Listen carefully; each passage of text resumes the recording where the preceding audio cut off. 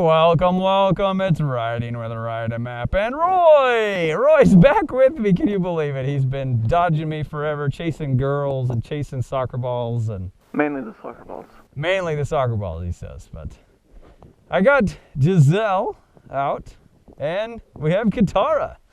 And he has not been on Giselle yet on the dirt. You've ridden Giselle on the road, right? Yeah. Since she's got her nice scrambler attire.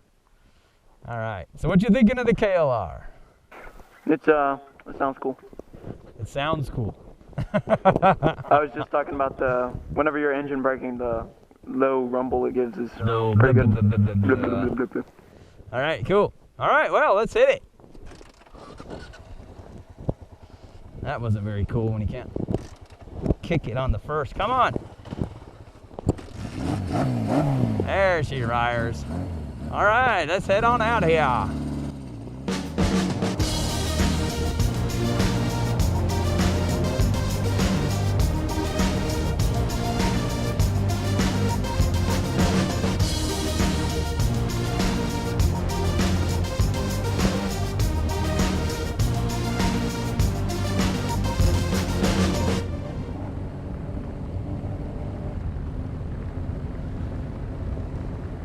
Well, I have filmed this road behind us, and there comes a truck.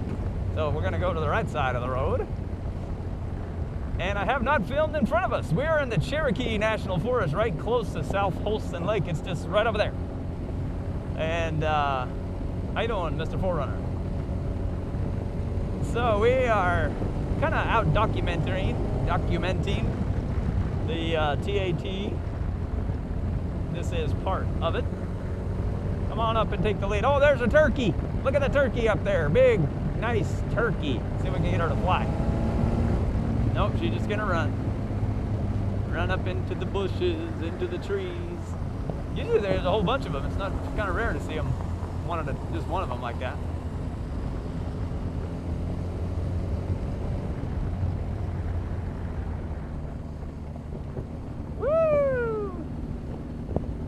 But where this is taking us is to Little Oak Campground, and Mr. Roy has actually been there.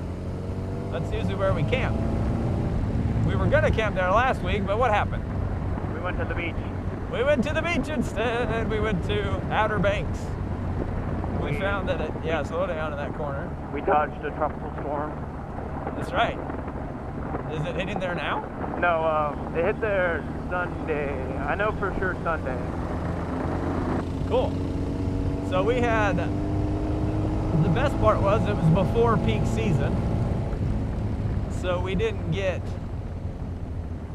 the high prices. We only paid $40 a night to camp at a campground, and it was an awesome little campground. We enjoyed it. And what was the best part of that trip, Roy? Not doing anything. Not doing anything. Not having sockers and skirts to chase, I guess.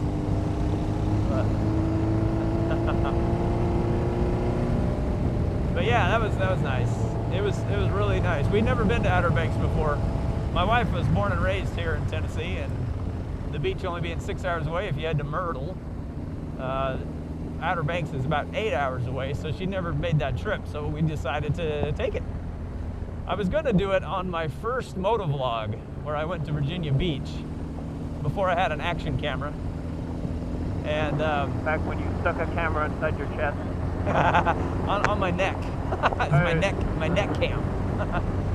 It was interesting, but it was doable. It was like, I'm not going to spend all this money and then decide if I like this or not. I decided if I wanted to do it first, and then spend the money on the cameras and whatnot.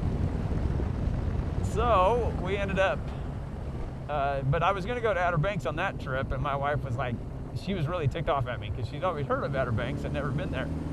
But the weather turned out bad, so I never made that trip. I decided to come home and did over 1,000 miles in 24 hours. Woo! Iron butt medal for me. Okay, slow down here, Roy. Let's see which way we're gonna go. I think this is just... Oh, never mind. This is not a road. But there's the lake. You can actually see it through the trees. Yee-hoo! I can hear it peeling out.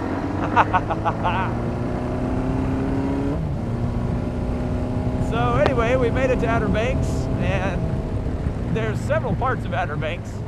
One of the parts was kind of touristy, and we did not stay there. We thought if we come back, we're not even going to come back to there. We went to a place north of Ocracoke Island, which is a little fishing island. It was really awesome. We took a ferry. We had to go over P Island. Yeah, that's right. We got and Calvin had to relieve himself on P Island, the youngest. Little right AMAP. But we ended up taking a ferry, and that was my first time ever being on a ferry, and that was pretty cool to have the whole family and the van on the ferry. And then we stayed in Oceans. No, Waves. The campground was called Oceans Waves. Yeah. Ocean Waves. But it was Waves, and it was really nice because there was no touristy stuff, and it didn't even... There was like a Dollar General was like the biggest thing there. Yeah, the Dollar General was the most like national brand. Everything else was local. They didn't even have a stoplight, and there was no street lights. It was awesome. At night, you could see tons and tons of stars, and it was just very cool. So we will probably be heading back. We might make that an annual thing, but right when school gets out, we just head to the beach. All right. We said our whole family should have gone on the bikes, and then the eldest could have got in the scooter. That's right. And they did have some, like, you could rent some scooters and some three-wheeled vehicles and some buggies, Jeeps, Suburbans. You could rent all kinds of stuff. You can actually drive on the beach at Outer Banks. You had to get a permit. Yeah, if you have a permit. I don't know if you have to pay for that or not, but it's Pretty sure cool. you have to meet some requirements or something. Yeah. All right, now we should be coming up on some turns, if I remember correctly from there. Yep, here comes a sign. But Little Oak Campground is that way. Yes, here we are. This is exactly where I thought we were going to turn out. So you want to take a right? Actually, back on pavement. Back on the pavement. So over here, this is a Little Oak Campground and the way to it, but this road used to be gravel. And that's why we liked it coming here, because not many people want to travel on the gravel to go to the campground. But now that they've paved it, it gets a bit more traffic. And I'm gonna have to adjust my ride. All right, well, thanks for riding with Ride AMAP and Roy. And we will catch you later.